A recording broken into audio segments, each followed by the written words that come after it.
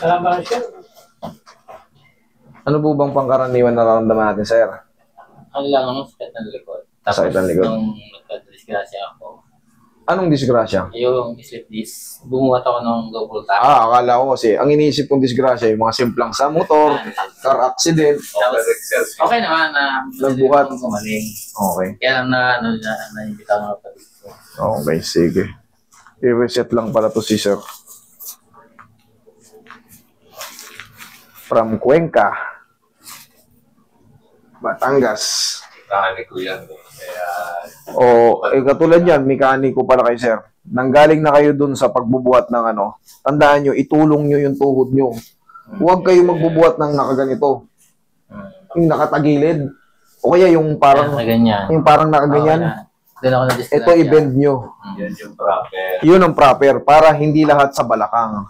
Kasi meron kayong slip disc. Tandaan nyo, ang slip disc or disc compression, ito yung disc dati, ganyan.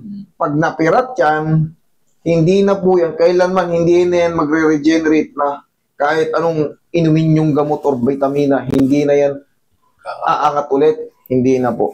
Kaya pakaingatan nyo, kung nadali na kayo dati, sa pagbubuhat, hanggat maaari, pag sobrang bigat, Tol, tulungan mo ako saglit.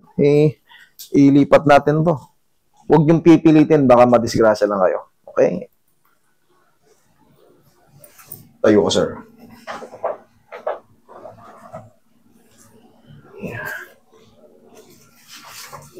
Relax lang. Okay, higang patagilid. Higang patagilid.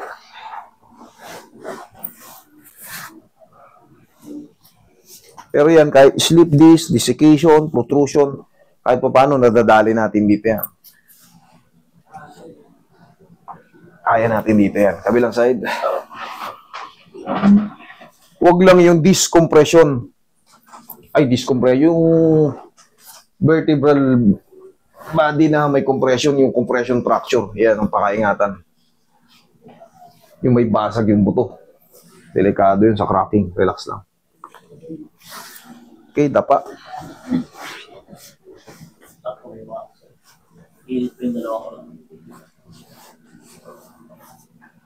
Pag ano to, ipang salvage yun eh. Pagka nakatali. Basta matik, pangit tignan. Yan, ganyan lang. Pang massage lang.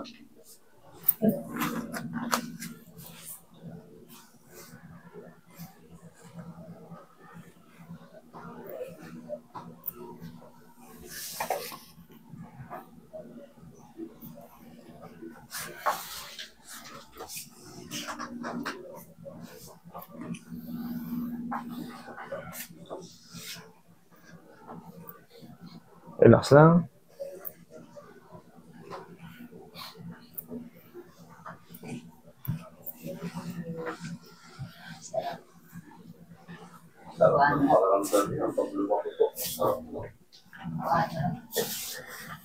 Ako nga nagpapadoon din. Huwag lang kayong magpapatama sa eksaktong buto sa gitna. Kailangan niya nakapagitan. Kasi maaari kayong malumpo. Oo, effective pa kayo. Pag isa ang lumusot dyan, gulay ka.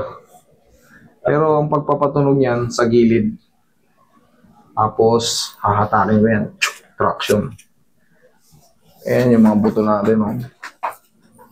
Pag yan, natapakan mo. Di ba minsan nagpapatapat tayo sa mga bata? Sa gilid, okay lang yan. Pero pag ito, naitulak mo yan, lumusot. Mala. Iyari ka. Tihaya ka, sir. May mga old na ano kayo, madidecompression. Ang tawag dito is spine traction.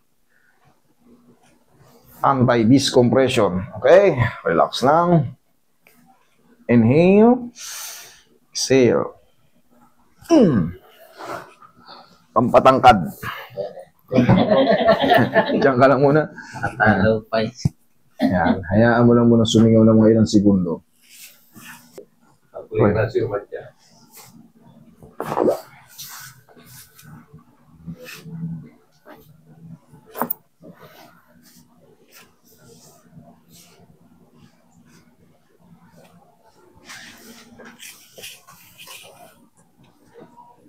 Relax lang.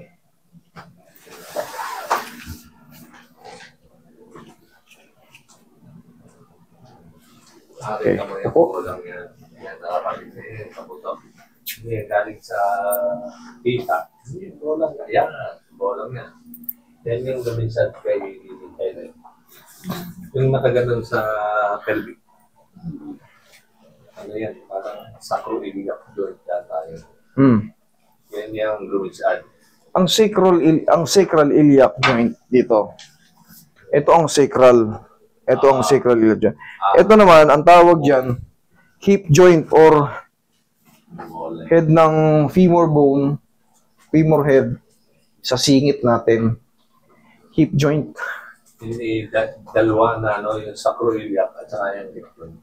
Yun dun sa taas, yun ang sacral. Kasi yun mga, Na-dislocate ba? discover. Anong nangyari sa kanya? Bangga. Ay, Sa ilalim ng jeep kinuha eh. ay sigurado. May bisikleta. Pagka may mga disgrasya. Kaya ang ginawa nung binakandahan yung binare na ang lulot nun. Nilagyan ng counterweight. O, para mahatak. Oo, dahan-dahan hinahatak. Napagalita pa ako ng doktor. Ako ang bantay. Pagka i-adjust ko sa higa, tinutulungan, pinubuhat ko yung buhangay yun. Bawal yun kasi nga counterweight yun Oo. para mahatak. Pag inangat mo yun, hindi na naman, Dadatnan ako ng doktor, sabi ng doktor, paano tayo makakapagaling yan? kaya nga counterweight para mahatak. Pag inangat mo yung counterweight, wala nga sa shoot nakaganon. Yung counterweight, tutulong yun para, para ibaba. Kahit yung mga fracture na nakaganito, kina-counterweight yun. Pag hindi na kaya, binabare na yun. Binabare na yung buto. Kakapitan nyo, nakakatake na yun. Ganon sa orto. Talagang nakakatakot tignan. Binabare na yung buto. Napapura ng doktor. Paano, naawa ko sa pasyente, talagang tulungan luha eh. Sakit eh. Oo, sir. Kasi unti-unti yun yung counterweight na yun. Yun ang maghahatak. Kita-kita ang binari na. Bossing. Bubutasan yung buto mo. Doon pa kakapitan.